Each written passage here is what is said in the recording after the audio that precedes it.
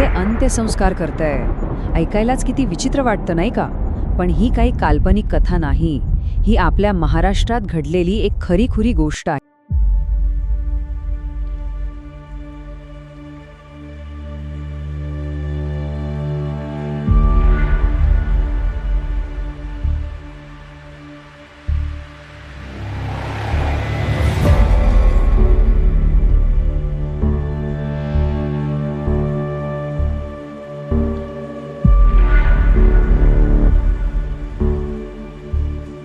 मी मेल्यानंतर काय होईल हे बघायला मी तर नसणार.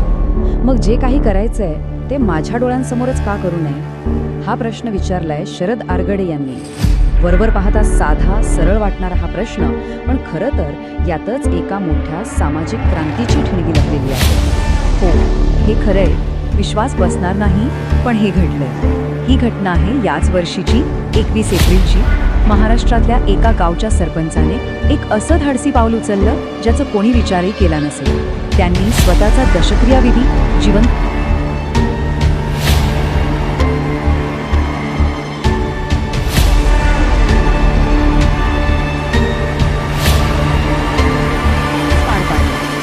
मग साहजिकच प्रश्न पडतो की असं धाडसी पाऊल उचलणारी ही व्यक्ती आहे तरी कोण, आणि त्या दिवशी नेमकं घडलं तरी काय? चला तर मग या संपूर्ण विलक्षण घटनेबद्दल आपण सविस्तर जाणून घेऊया. तर हे आहेत शरद आरगडे, सौंदाळा गावचे सरपंच. पण त्यांची ओळख फक्त एवढ्यापुरतीच मर्यादित नाही. ते एक विवेकवादी विचारवंत आहेत, एक समाजसुधारक आहेत, ज्यांना समाजात बदल घडवायचा आहे. आणि महत्त्वाचं म्हणजे ते फक्त बोलणाऱ्यांपैकी नाही, तर प्रत्यक्ष कृती करणाऱ्यांपैकी आहे. आता त्यांनी नेमकं काय केलं हे समजून घेण्यासाठी आपल्याला पिंडदान आणि दशक्रिया म्हणजे काय हे थोडक्यात बघावं लागेल. हे मृत्यूनंतर 10व्या दिवशी केले जाणारे खूप महत्त्वाचे हिंदू विधी आहेत. अशी श्रद्धा आहे की या विधींमुळे मृताच्या आत्म्याला शांती मिळते आणि पुढचा प्रवास सोपा होतो.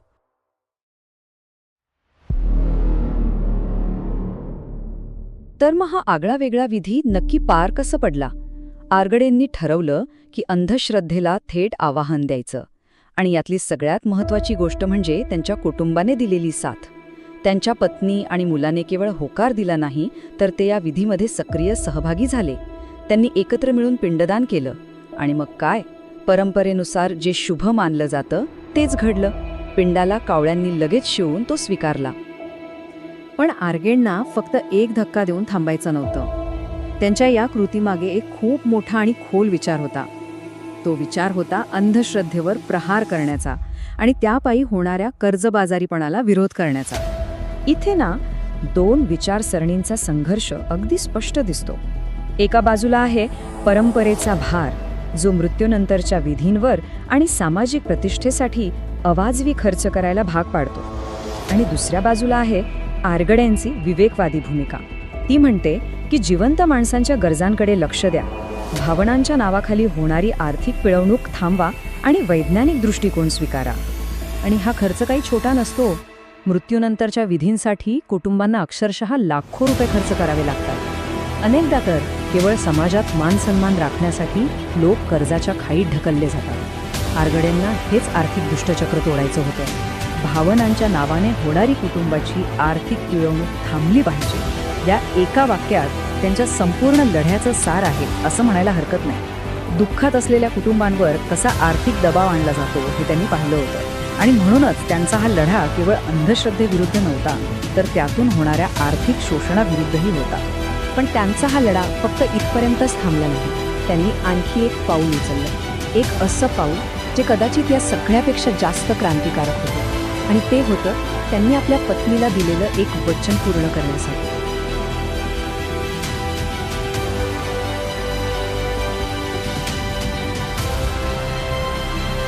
आपल्या समाजात आजही अनेक ठिकाणी पतीच्या मृत्यूनंतर पत्नीला अत्यंत अपमानास्पद आणि अन्यायकारक प्रथांना सामोरं जावं लागतं. बांगड्या फोडणं, कुंकू पुसणं, मंगळसूत्र काढणं या खरं तर फक्त प्रथा नाही, तर त्या स्त्रीची ओळख पुसून टाकण्याचा प्रयत्न आहे.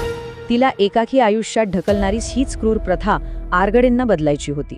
आणि हे बदलण्यासाठी त्यांनी केवळ विचार मांडले नाही तर प्रत्यक्ष कृती केली. त्यांनी चक्क एक कायदेशीर प्रतिज्ञापत्र, एक लीगल डॉक्युमेंट तयार केलं. एक असा कायदेशीर दस्तऐवज जो त्यांच्या मृत्यूनंतर त्यांच्या पत्नीच्या सन्मानाचं रक्षण करेल. या प्रतिज्ञापत्रातलं प्रत्येक कलम, प्रत्येक वाक्य म्हणजे जणू काही एका अन्यायकारक प्रथेवर केलेला थेट हल्ला आहे. त्यांनी कायद्याने बंधनकारक केलं की माझ्या मृत्यूनंतर माझ्या पत्नीने बांगड्या फोडू नयेत, तिने कुंकू पुसू नये, तिने मंगळसूत्र उतरू नये आणि सगळ्यात महत्त्वाचं त्यांनी ठामपणे लिहिलं की तिला सन्मानाने जगण्याचा पूर्ण अधिकार आहे. हा एका नव्या बदलाचा जाहीरनामा होता. आता इतकं मोठं धाडसी पाऊल उचलल्यावर त्याचे पडसाद उमटणारच होते. ही गोष्ट फक्त एका गावापुरती मर्यादित राहिली नाही. या क्रांतीची चर्चा संपूर्ण महाराष्ट्रात किंबहुना देशभर सुरू झाली.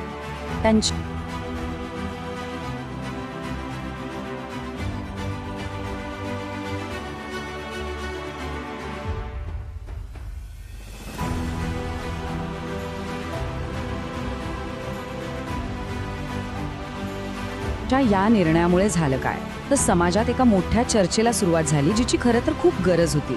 अनेक विचारवंतांनी, समाजसुधारकांनी या कृतीचं स्वागत केलं. याकडे कालबाह्य परंपरांना बसलेला एक मोठा धक्का म्हणून पाहिलं गेलं.